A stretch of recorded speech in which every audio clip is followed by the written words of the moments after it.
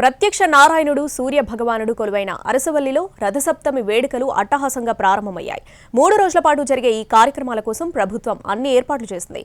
Cultural, sports events ప్రత్యేక ఆకర్షణగా నిలుస్తున్నాయి. మంగళవారం రాత్రి పవలింపు సేవతో రథసప్తమి వేడుకలు ముగుస్తాయి. ఆదిత్యుని క్షేత్రమైన అరసవల్లి రథసప్తమి శోభను సంతరించుకుంది. ప్రత్యక్షంగా కనిపించే ఆ భగవానుడి సేవ చేసుకునేందుకు రాష్ట్రం నలుమూలల నుంచి జనం వస్తున్నారు. రాష్ట్ర పండుగగా గుర్తించడంతో ఈసారి 3 రోజుల పాటు వేడుకలు చెయ్యాలని నిర్ణయించారు. సాంస్కృతిక, క్రీడా కార్యక్రమాలు ప్రత్యేక ఆకర్షణగా నిలుస్తున్నాయి. ఈ ఏడాది సుమారు 1,50,000 మందికి పైగా భక్తులు స్వామివారిని దర్శించుకునే అవకాశముందని ఆలయ అధికారులు అంచనా వేస్తున్నారు. వచ్చే భక్తులు ఎలాంటి ఇబ్బందులు పడకుండా ప్రత్యేక చర్యలు చేపట్టారు. మున్సిపల్ మైదానంలో వాలీబాల్, కర్రసాము, సంగడీలు, ఎడ్లబండ్ల పోటీల వంటి గ్రామీణ క్రీడలు నిర్వహించారు. సోమవారం సాయంత్రం వరకు భక్తులకు స్వామివారు నిజరూప దర్శనమిస్తారు.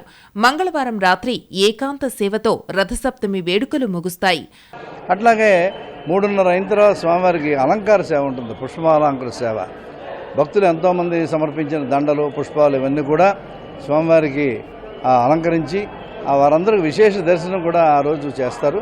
అట్లాగే 12:30, 11:30 టైంలో పౌళింపు సేవ, ఆఖరికి ఏకాంత సేవతోని ఈ రథసప్తమి ముగిస్తుంది. కాబట్టి దేశంలో ఉన్న 2 సూర్య దేవాలయాలలో ఒకటి అరసవిల్లిలో ఉంది. కోణార్క్ టెంపుల్ తరువాత ఆదిత్యుణ్ణి అభిషేకించే దేవాలయం ఇదే.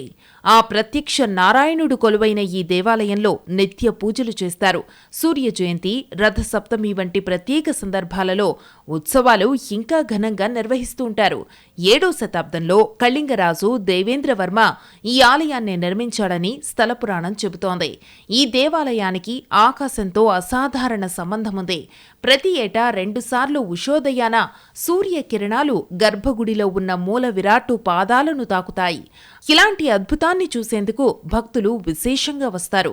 ఉత్తరాంధ్ర జిల్లాలతో పాటు తెలుగు రాష్ట్రాల నుంచి, వివిధ స్టేట్స్ నుంచి వచ్చే భక్తులకు అసౌకర్యం కలగకుండా రథసప్తమి వేడుకలకు సంబంధించి దేవాదాయ శాఖ అన్ని ఏర్పాట్లు చేసింది.